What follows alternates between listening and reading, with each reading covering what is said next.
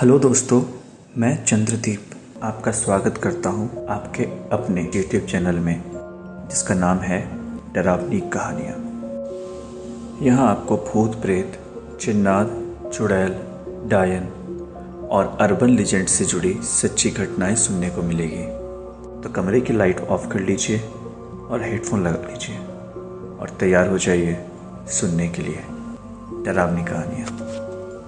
दोस्तों, ये कहानी महाराष्ट्र के एक दूर दराज गांव की है, तो अब मैं उसे वैसे ही सुनाऊंगा जैसे मुझे नहीं मिली है।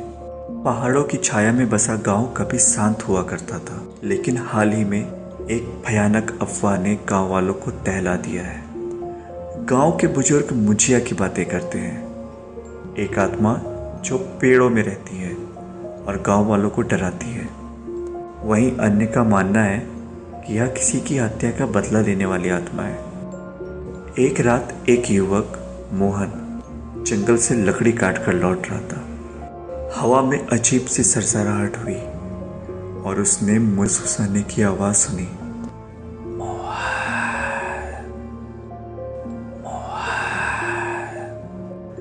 इस आवाज से डरकर मोहन ने भागना शुरू कर दिया, लेकिन किसी अदृश्य हाथों ने उसे जकड़ लिया। जब तक वो सहायता के लिए पुकार पाता, तब तक जंगल में एक खौफनाक सन्नाटा छा गया। अगले दिन मोहन को बेहोश पाया गया। उसकी आंखों में दहशत जमी हुई थी। उसकी इस हालत से गांव के लोगों में डर बैठ गया। अब सभी मुझिया से डरने लगे थे। दोस्तों, मोहन तो बच गया, लेकिन जंगल से लाया गया वो अकेला नहीं था। उसके साथ एक अदृश्य भय सन्नाटा रह गया। गांव में बीमारियां फैलने लगी, फसलें मुरझाने लगी। कुछ का कहना था कि मुझिया का कोप बढ़ गया है। गांव के मुखिया ने पुजारी को बुलाया। पुजारी ने इस समस्या से निजात के लिए जंगल में प्रवेश किया और कुछ समय बाद लौट कर आया और गांव वालों को बताया कि मुझिया कोई आत्मा नहीं, एक बीमारी है। यह एक दुर्लभ जंगली फफूंद है जो पेड़ों से फैलता है। यह बीमारी दिमाग को प्रभावित करती है और भ्रम पैदा करती है और अंततः मौत का कारण बन जाती है। पुजारी जी की बातों को सुनकर गांव वालों ने राहत की सांस ली। इसके बाद गांव वालों की सहमति से जंगल को आग लगा दी गई और सारी फफूंद को साफ कर दिया गया। गांव धीरे धीरे स्वस्थ होने लगा था, पर यह ज़्यादा दिनों के लिए नहीं था।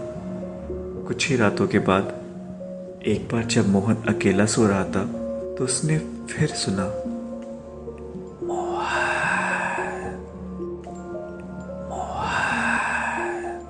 ये वही आवाज थी, पर इस पर यह आवाज अंदर के कमरे से आई थी। मोहन कांपता हुआ धीरे से उठकर कमरे को देखने लगा। सब कुछ पहले जैसा था, फिर भी उस भयानक फुसफुसाहट ने कमरे को भर दिया। अचानक अलमारी के पीछे से एक धुंधली सी आकृति निकली। मोहन चीखने के लिए मुंह खोल ही नहीं पाया।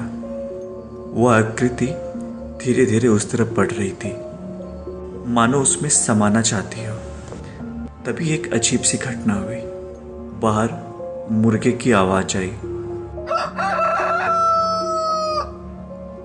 मुर्गे की आवाज सुनकर वह आकृति रुक गई। मोहन के घर के बाहर से रोशनी छनके आ रही थी। यह सूरज की पहली किरण थी।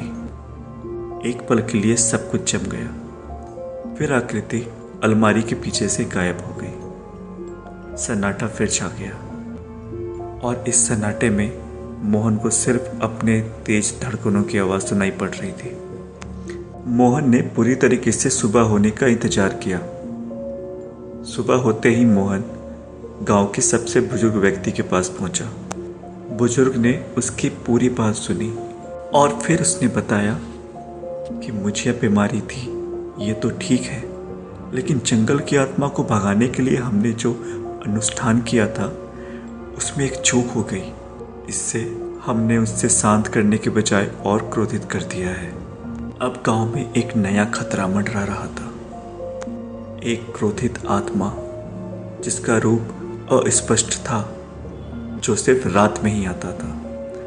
मोहन निराश होकर गांव के बाहर जंगल की सीमा पर पहुंच गया।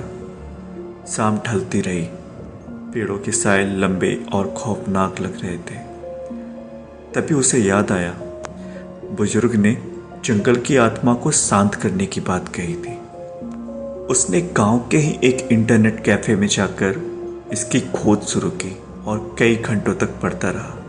फिर उसने एक प्राचीन मंत्र पाया जो कथित तौर पर आत्माओं को शांत करने के लिए इस्तेमाल होता था। हालांकि मंत्र का प्रयोग करने की चेतावनी भी दी गई थी। गलत उच्चारण भयानक परिणाम ला सकता था। मोहन थोड़ा सा हिचकिचाया, लेकिन उसके ऊपर खुद को और अपने गांव को बचाने की भारी जिम्मेदारी थी। तो इसी दृढ़ निश्चय के साथ मोहन ने मंत्र को याद किया और जंगल में प्रवेश कर गया। पेड़ों के बीच का वातावरण घना हो गया था। हर आहट डरावनी लग रही थी। मोहन ने हिम्मत जुटाकर मंत्र का उच्चारण किया। हवा में एक ससराहट हुई और अचानक एक भयानक चेहरा पेड़ के तने के सामने आ गया। मोहन से यहाँ पे चूक हो गई। उसकी एक चीख निकल गई और मंत्र अधूरा रह गया। फिर कुछ अजीब हुआ। भयानक चेहरा धीरे धीरे बदलने लगा। उस चेहरे में क्रोध मिट गया और शांति छा गई। एक क्षण में वो आकृति अदृश्य होके जंगल में गायब हो गई। चढ़ती सांसों के साथ मोहन एक पेड़ के सहारे बैठा था। उसे लग रहा था कि वो जीत गया है। उसने खुद को और गांव को बचा लिया था। लेकिन तभी उसे एहसास हुआ कि उसका एक पैर जमीन से ऊपर है। धीरे धीरे नीचे देखने पर उसने पाया कि वह जंगल में हवा में तैर रहा है और वही अदृश्य शक्ति उसे जंगल की गहराई में ले जा रही है। मोहन की चीख धीरे धीरे जंगल में गुम हो गई। ये कहानी का अंत नहीं है, ये एक नई शुरुआत है। ये कहानी एक सवाल छोड़ गई, क्या जंगल की आत्मा मोहन को बचाया या फिर अपने साथ ले गई? दोस्तों, आपको ये कहानी कैसी लगी? आशा करता हूं कि आपको मेरी मेहनत पसंद आई होगी। चलिए मिलते हैं अगली कहानी में। तब तक के लिए गुड नाइट, टेक केयर।